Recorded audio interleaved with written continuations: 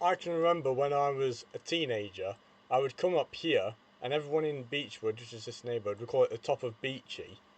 And I remember always running into the weirdest situations up here. I can't show you over here because it just takes us to... Oh, okay, apparently it's not taking us to modern day. I remember I used to always walk up here to where there was like a higher up hill, and I used to say that was my base.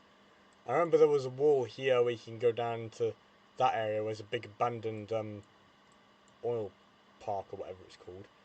And then that was nowhere near the weirdest part. I remember one time I was climbing through loads of bushes down here. I hope it doesn't take us to present day. Right, good. I can't remember for the life of me where it was, but I remember it was a lot more bushier somewhere. I think it was down here.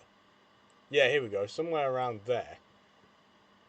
I can remember crawling through all these bushes, and somewhere in these bushes I came across some really soft, squishy floor, like a bouncy castle, and it was just in the middle of like all these like really tall bushes, and I don't know what it was, but I had to push through so many. I think it might have been here, maybe I don't know, but I was like pushing through all these like really tall, like just fighting through nature, and then I managed to find just this random square patch of just a squishy floor.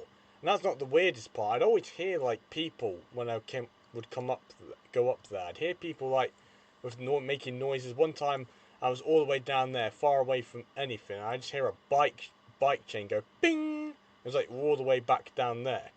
And this was just a weird place. Everyone would spread rumors about the place. My my friends, her mum said she was driving down that way, and as she was, she saw a naked woman standing there. So yeah, and also there was a lot of drugs, and it was a very Jeremy Kyle sort of neighbourhood. We'd get eggs at our window all the time because we're Mormons, and in the end we had to go, and all our stuff would always get stolen from our garden, and it's just not, the people that live in Beechwood are not very nice. Well, they weren't back in 2012 anyway.